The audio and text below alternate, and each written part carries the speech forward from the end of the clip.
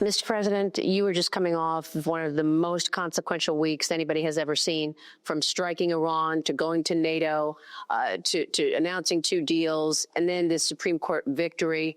Have you been able to digest what has occurred in the last 7 days? Not really. It was a pretty wild period of time. And I really think in 6 months, we've taken the country and turned it around.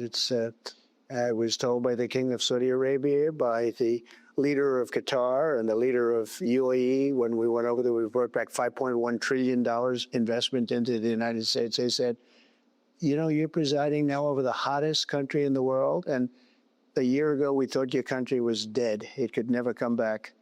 It was so incompetently run by a very bad president. And I said, you're right, this country is hot.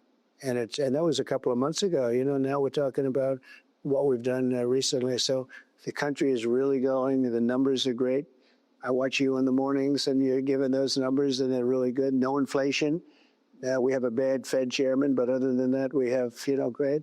It doesn't even matter. The numbers are so good, it doesn't matter that he keeps the rates artificially high. But it's been an amazing period of time. When you went to the Middle East and you strengthened those relationships with all of those countries you just mentioned, did you have an idea that you would have to do something with regard to Iran? Because you teased it a little. You said, look, they've got to come to the table and talk. Something's going to happen. Well, it was getting a little bit hot, and we knew they had a lot of sites, probably 3 plus the 1.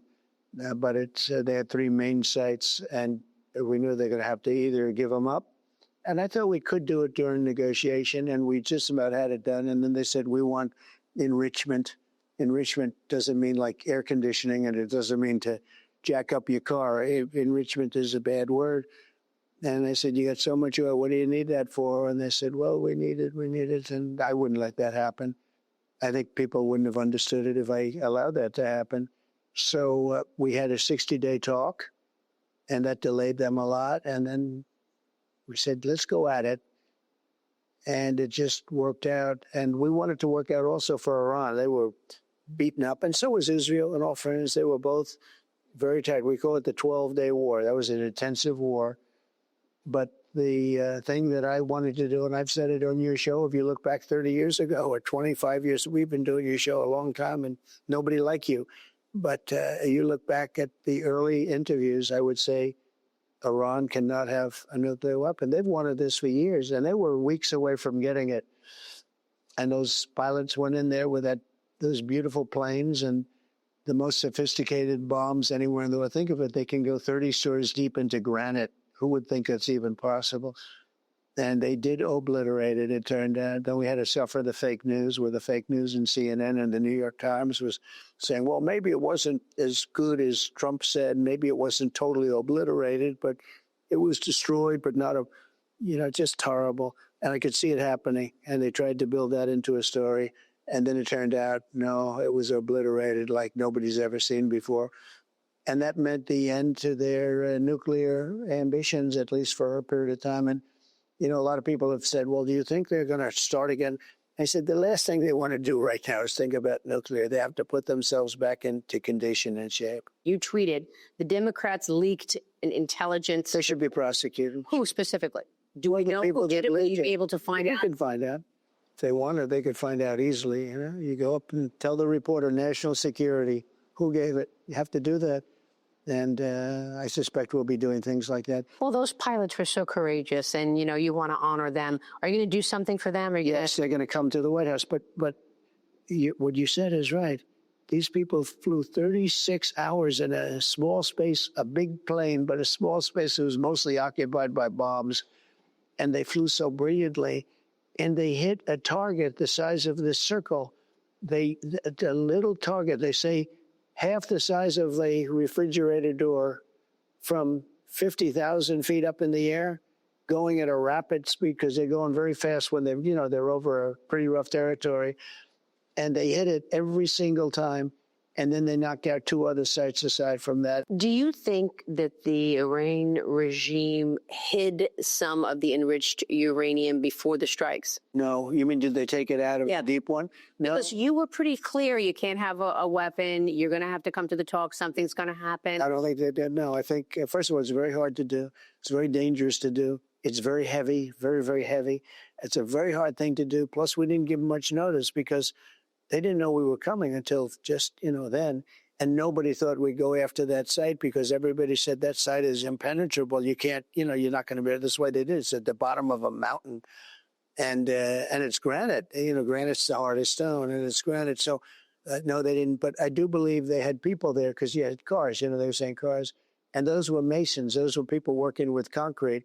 They were trying to seal up the entrance to where the bomb would most likely go in. And they did that. They were working on that. And the bomb went through it like it was butter, like it was absolute butter. Because I saw reports that there were 400 kilograms, 800 pounds that they moved. But I wonder if it's traceable. I mean, if they were to have moved, they didn't move anything. They didn't move anything. You know what they moved themselves? They were all trying to live. They didn't move anything. They didn't think it was going to be actually doable, what we did. And what we did was amazing. And we went, there were energy commissions that went there now. No, it's just thousands of tons of rock in that room right now. That room, the whole place was just destroyed. And the other 2 also. Now, Israel was able to do damage, but we did the final damage. And we have the greatest submarines in the world. We launched 30 rockets from submarines. Every single one of them hit their target. How will you know if he tries to start things up again? Because Iran just said that they are halting cooperation with the UN nuclear watchdog. The last thing they're going to be doing right now, for a period of time at least, is nuclear. They've had it. They've been trying it for 25 years. The last thing they're going to do is nuclear. We had to hit them, though. They were close to getting a nuclear bomb, absolutely. Yeah. I mean, and look, I've heard from people inside Iran that the regime in Iran has executed more Iranian civilians in the past 48 hours than the number of Iranians who died in the 12-day war. So, I mean, you've got a regime that's been building ballistic missiles, building or trying to build a nuclear weapon. Why should we think that they're actually going to give up on this? Well, they might not give up, but they're going to give up on it while they're exhausted. They are exhausted. They took hits like nobody's ever taken. And frankly, Israel is tied. They wanted to, it was the perfect time. We went in, we destroyed their nuclear capability, and we stopped. It was a beautiful thing. And they couldn't have gone on much further. And Israel was that was a very intense 12 days, very, very intense. Has any other country suggested to you recently, as a result of this, that they want to join the Abraham Accords? Yes. So we have some really great countries in there right now, and I think we're going to start loading them up because Iran was the primary problem. I actually thought Iran would. I actually thought we had a period of time where I thought Iran would join the Abraham Accords along with everybody else. And frankly, they would have been better off than where they are right now. And what about the Abraham Accords? Would Syria enter? Well, I don't know. But, I did take off the sanctions at the request of some of the other countries in the area that are friends of ours. I took off the sanctions on Syria to give them a chance at, the sanctions are biting. They're very strong. And we have sanctions on Iran, too. And, you take them off when I sort of gave the expression today, you get more sometimes with honey than you do with vinegar. But you waived the sanctions on the oil with regard to China. So you're allowing China to still buy the oil from Iran. No, I didn't say that. We have the sanctions on. And if they do a job and if they can be peaceful and if they can show us they're not going to do any more harm, I would take the sanctions off. And the sanctions would make a big difference, as you know. When I was, we had a great success in the first term. We had the greatest economy in the history of our country. By the way, it's going to be absolutely, this is better. This is going to be, I think, even much better. But we had the greatest economy in history. And we use sanctions. You use them very carefully. Sanctions cost us a lot of money. It's not just, gee, we're going to put sanctions on. When you do sanctions, it costs a lot of money.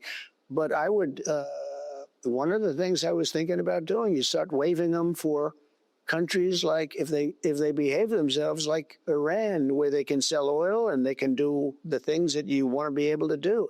The sanctions are very powerful, and it makes it difficult. I'm not looking to make it difficult. I want them to have a good life, but they were trying to develop a bomb. And the reason you try and develop a bomb like that is to use it.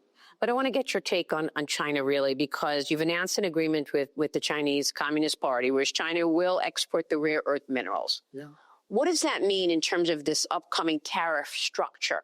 You've got a pause in terms of the more steep tariffs that ends August 12th. Are you going to extend that? Are you going to keep that in place or go back to a higher tariff on China? China's going to be paying a lot of tariffs, but we have a big deficit. They understand that. I have a great relationship with President Xi. We have to do something about the deficit because we have a big trade deficit with China. Biden let it get up to $1 trillion. Think of it, $1 trillion deficit with one country. He let them just take them over the coals. We're not going to do that. But we're doing a rare earth deal, but we're also doing, remember, we have all of the airplane parts. They can't fly their airplanes without us. So we had, some guards also. But it should have never gotten that way because we should have been doing they call it magnets. It's a rare earth, but they call it magnets, a specific type. And they're making those magnets for us right now, and things are well. And we have a deal with China. It's a good deal, I think, hopefully for everybody. We had a deal with China where it was 145% tariffs. And I will tell you, everything stopped in China. I saw that. Everything stopped. And we did China a favor, but we're getting along well with China. I think getting along well with China is a very good thing. But they are paying substantial tariffs. Well, I noticed that because it seems like you go so far with China, but you don't sort of use the leverage that you can use. I mean, look. If I ever had to use it, I'd use it. But when there's no reason to use it, that's good too. Well, we did just arrest 3 or 4 Chinese nationals who tried to bring a pathogen into the country that gets people sick and destroys food supply. We've got hacking. You don't know where that came from, though. I mean, did that come from the country, or is that 3 wackos that happened to carry something? You just don't. Well, there was one that he signed that he would be, one of them signed a paper saying that he would value Mao Zedong's value system. So there was that. And then they hack into our telecom system. They've been stealing intellectual property. Fentanyl, COVID. I mean, all of this stuff. So how do you negotiate with obviously a bad actor and trust them on economics? You don't think we do that to them? We do. So we do a lot of things. That's the way the world works? It's the way the world works. It's a nasty world. And then you just do a trade deal? We do. Well, we made a lot of money with this trade deal. I do a trade deal if it works. We made a lot of money with the trade deal. You think that China is going to stop bullying companies to give them information in terms of in exchange for getting those rare earth minerals now? The companies shouldn't put themselves in that position. They really shouldn't. Now, I will say this. China right now needs those companies much more than they needed them 2 years ago. 2 years ago, China could do that. Today, they can't because they need those companies. They need Apple. They need all of, Apple's spending $600 billion, $700 billion in the United States building plants. They were never going to do that. Think of it, $700 billion. But a lot of the companies that are in China are now relocating back to the United States.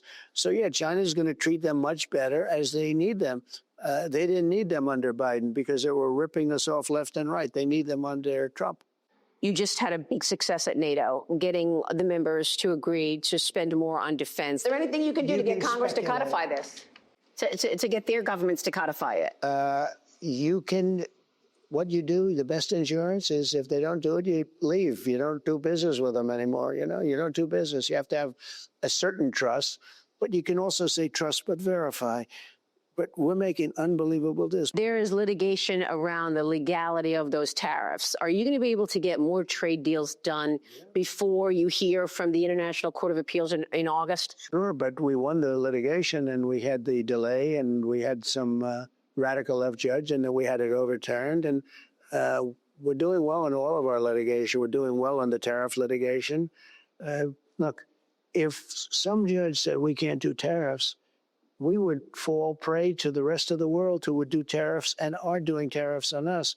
If we couldn't fight them back with tariffs, this country would be in terrible shape. We would be like this innocent lamb being led to slaughter. So, no, we're doing great on economics. We're doing great on tariffs. Tariffs is just a part of it. We're drilling like never before. That's how the oil got down low. The Supreme Court victory that you got today, Friday, do you think that could apply to the tariff litigation that's pending here in terms of the legality of your tariffs? Does that affect that at all? It could, but again, the tariff litigation, if you look at it, there are alternatives if we have to use them. They're not as good because they're not as direct.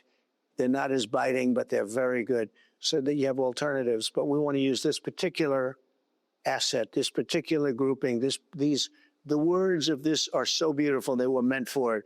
But what happens with the tariffs is that if a judge ruled against us, and this is part of how you win, fairness is also a part of the law. If a judge ruled against us on tariffs, we would fall prey to other countries destroying us. We can't do that. If they do tariffs on us, we do tariffs on them. If they charge us, we charge them. Then they never charge us. Hey, it's Will Kane. Click here to subscribe to the Fox News channel on YouTube. It's the best way to get our latest interviews and highlights. And click to subscribe to the Will Kane podcast for full episodes right now.